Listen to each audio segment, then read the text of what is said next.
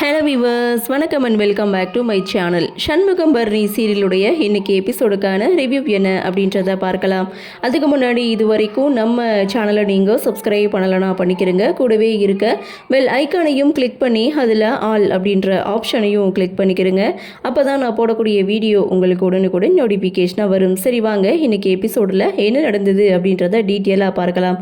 எபிசோடை பொறுத்த வரைக்கும் இன்னைக்கு பரணியுடைய பிறந்தநாளுக்கான எல்லா ஏற்பாடுகளையும் வீட்டிலே செய்துட்டு இருக்காங்க. ஒரு பக்கம் வீட்டை டெக்கரேஷன் பண்ணுறது, இன்னொரு பக்கம் கேக் வர வைக்கிறதுன்னு சொல்லி எல்லாமே ரெடி பண்ணிட்டாங்க. ஆனால் அங்கே தாங்க ஒரு ட்விஸ்ட்டு.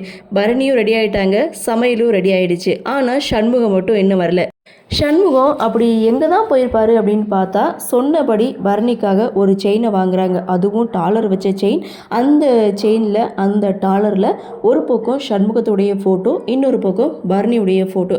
வாங்கிக்கிட்டு வெளியில் வரும்போது சவுந்தரபாண்டியோடைய ஆட்கள் பார்த்திங்கன்னா சண்முகத்துக்கிட்ட பேச்சு கொடுக்குற மாதிரி பேச்சு கொடுத்து செயினை பறிச்சுட்டு போயிடுறாங்க. இவங்களை பின்தொடர்ந்து சண்முகமும் ஓட, ஸோ இடையில வெட்டிக்கிளி சண்முகத்தை பார்க்க அதில் ஒருத்தனை பிடிச்சி அடிச்சிட்ருக்காங்க. இதை பார்த்த வெட்டிக்கிளி சீக்கிரமாக வீட்டுக்கு சேரணேன் அப்படின்னு சொல்லிட்டு அங்கேருந்து போகிறாரு. ஸோ வீட்டில் எல்லாருமே சண்முகத்துக்காக காத்துட்ருக்காங்க. வீட்டுக்கு வந்த வெட்டிக்கிளி, அண்ணன் இப்போல்லாம் வராது, ரோட்டில் யாரையும் பிடிச்சி அடிச்சிட்டு இருக்கு அப்படின்னு சொன்னதுமே சொல்லவா வேணும்.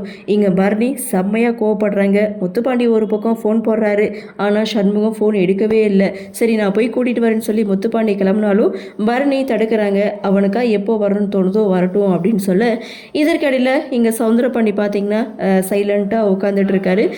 இன்னொரு பக்கம் பரணி பயங்கர கோபத்தில் கொந்தளிச்சிட்டு நின்றுட்டு இருக்காங்க.